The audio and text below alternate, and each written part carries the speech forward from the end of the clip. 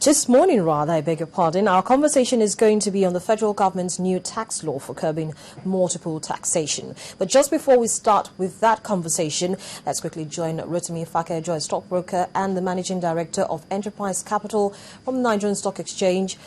Well, we seem to be having issues connecting with Rotimi this morning, but hopefully I will speak to him later in the day and he'll give me his reasons or his thoughts on how markets went last, or how trading went last week at the Nigerian Stock Exchange. We know that the market actually closed 0.32% in positive territory. The all-share index finished at 37,461.94 with a market capitalization of 11.96 trillion naira. Volume came in at 1.52 billion, valued at 18.01 million naira, and exchanged in 26,028 deals. Well, I'm being joined now on the program by the, I beg your pardon, by the president of CICN, Mike Dike, and Ayoade Omisade, Assistant Secretary, National Association of Small Scale Industrialists. Thank you so much, gentlemen, for coming on the program this morning, and good morning again. Well, good morning. Well, we know that last week the federal government, the Minister of Finance and the Coordinating Minister of the Economy, Dr. Ngozi Okonjo-Iweala, spoke about the federal government's decision to end multiple taxes. And it's not something that is new to anybody, especially for business owners here in Nigeria. But let me first of all get your assessment. What's your take on this stance at the moment? Thank you very much indeed.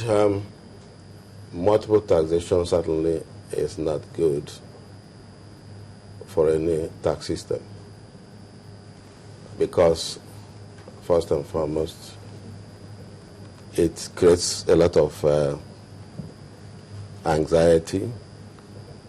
It brings about disruption. It brings about nuisance.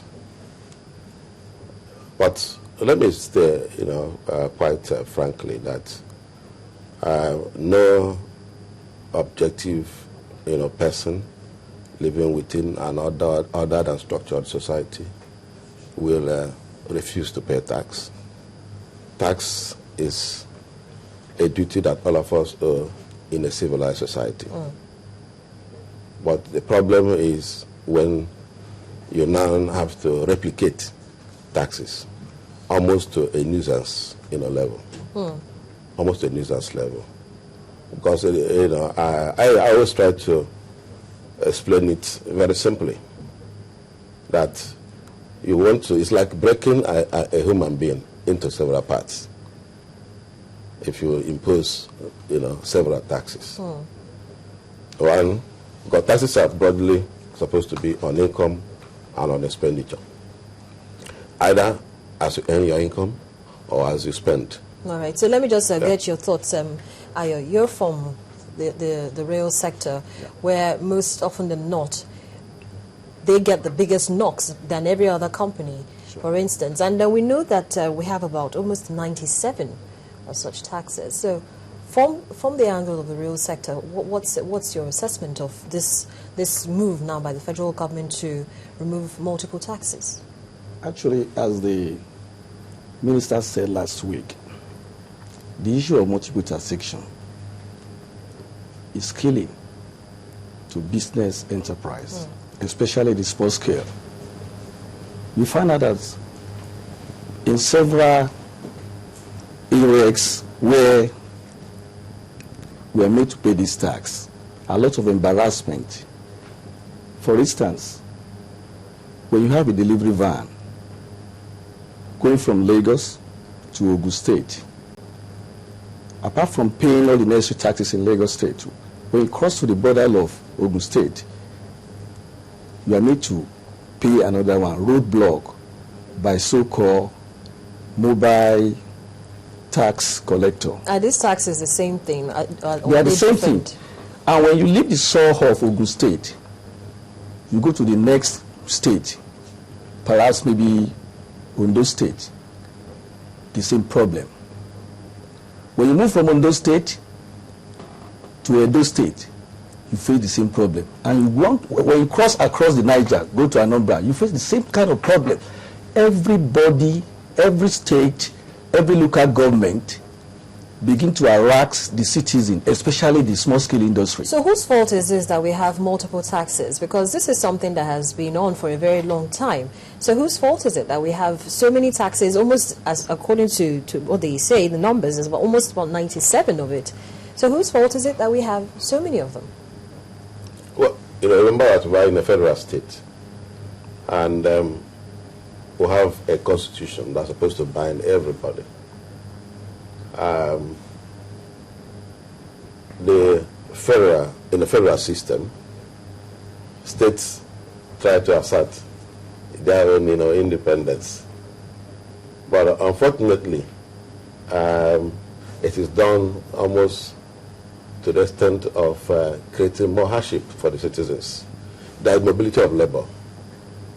If you're taxing those who are domiciled within the territorial boundaries of the state, there is no problem.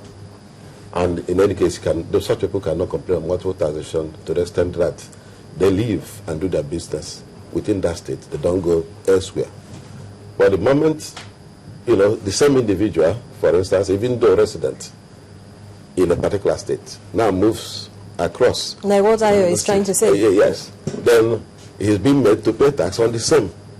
Even if he's not, even if he's not staying there, even if he's in transit. Yes.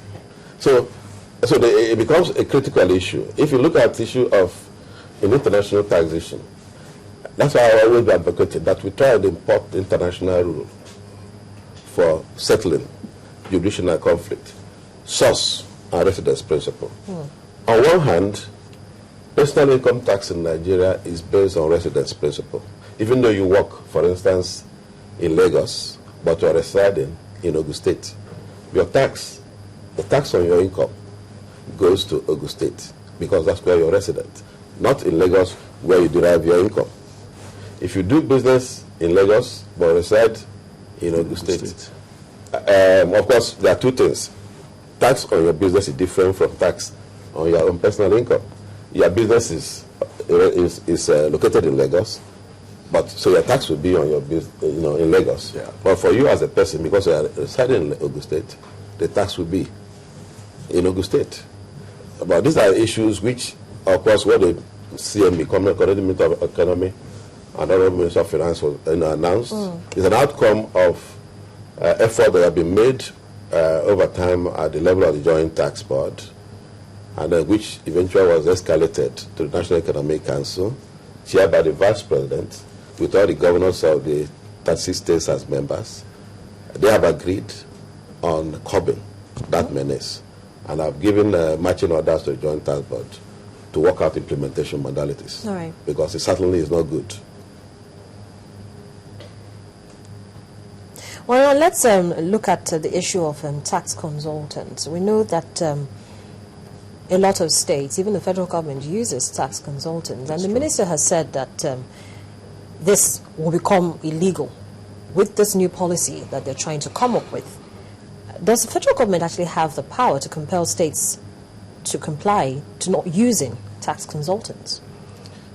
Actually, the issue of the tax consultants, they are the real problem we are fixing. The manufacturers, they are the real problem.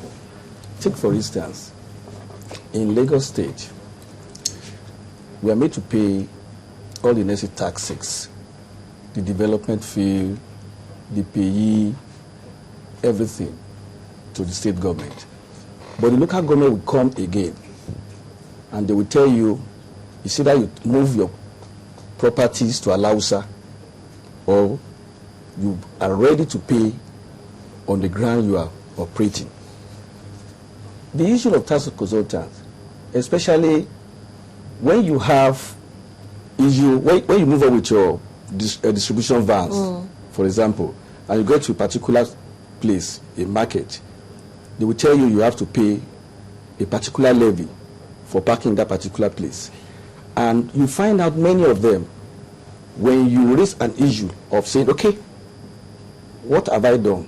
And you show them all your necessary that you have paid to the state government, they will tell you the tax consultant give them a target. That if they don't meet up the target, they are not a government payroll, they don't make up the target. So is it that the state doesn't actually have much control over how the local governments collect their levies? There are lots of them everywhere. There are lots of them everywhere.